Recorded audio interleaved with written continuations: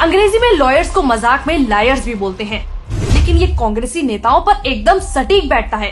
और ऐसे ही कुछ लायर्स में सबसे पहला नाम है पी चिदम्बरम। 1992 में एनरॉन कंपनी ने महाराष्ट्र के ढोबाल में पावर प्लांट लगाने की प्लानिंग की, लेकिन स्थानीय लोगों के विरोध के कारण प्लांट नहीं लगा और एनरॉन ने तत्कालीन भारत सरकार पर 38,000 करोड़ के नुकसान की भरपाई का मुकदमा कर दिया, जिसके वकील कोई और नहीं पी चिदम्बरम थे।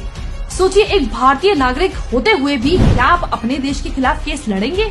लेकिन 2004 में यूपीए की सरकार आते ही चिदम्बरम वित्त मंत्री बन गए और उन्होंने तो एनरॉन के विरोध में केस लड़ रहे वकील हरीश साल्वे को हटा दिया और उनकी जगह पाकिस्तानी वकील नियुक्त करवाया। सोचिए, यूपीए सरकार को पाकिस्तान के सिवाय कोई और वकील नहीं मिला, जिसके बाद सरकार केस भी हार गई और वकील की 1400 करोड़ की फीस के साथ साथ सरकार को एनरॉन का मुआवजा भी भरना पड़ा। यानी कि इतनी महंगी फीस सिर्फ हारने के लिए भरी गई, जबकि ये वही पाकिस्तानी लॉयर है जिससे हरीश जी ने सिर्फ 1 रुपए की फीस लेकर कुलभूषण यादव का केस जीता था। अभिषेक मनु सिंघवी भ्रष्टाचारियों से कांग्रेसियों का पुराना नाता है, इसलिए वो अपनी पार्टी ही नहीं दूसरों की पार्टी के चोरों का भी बचाव करने में पीछे नहीं रहती। कांग्रेस के वरिष्ठ नेता और वकील अभिषेक मनु सिंघवी इन दिनों शराब घोटाले में लिप्त मनीष सिसोदिया के वकील के तौर पर केस लड़ रहे हैं, जिसके लिए आपने उन्हें करीब 25 लाख फीस के तौर पर दिए हैं। एक ऐसे इंसान का बचाव करना जो स्कूल खोलने की बजाय ठेके खोल रहा था, सरकारी राजस्व को नुकसान तो पहुंचा ही रहा था, सामाजिक नुकसान भी पहुंचा रहा था, लेकिन अभिषेक मनु सिंघवी को कोई शर्म या पछतावा महसूस ही नहीं हुआ।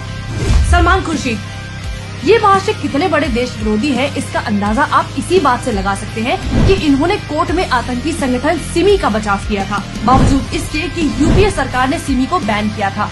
सलमान खुर्शीद ने उस पर लगा यूएपीए के तहत प्रतिबंध को हटाने की मांग की थी। सिमी वही संगठन है जिसने मुंबई ट्रेन में ब्लास्ट करवाया था, जिसमें 109 लोग मारे गए थे।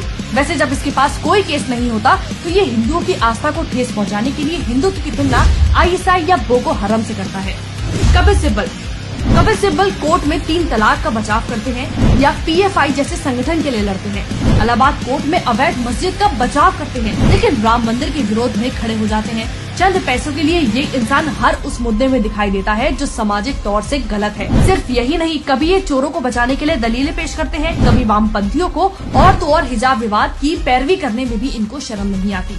इससे साफ है कि कांग्रेस चाहे सत्ता में हो या सत्ता से बाहर, उसका एक ही असूल है, हमेशा देश विरोध, गलत का साथ देना। तो चाहे देश को इससे कितना ही नुकसान क्यों न पहुँचे, इनकी जेबें भरती रहनी चाहिए।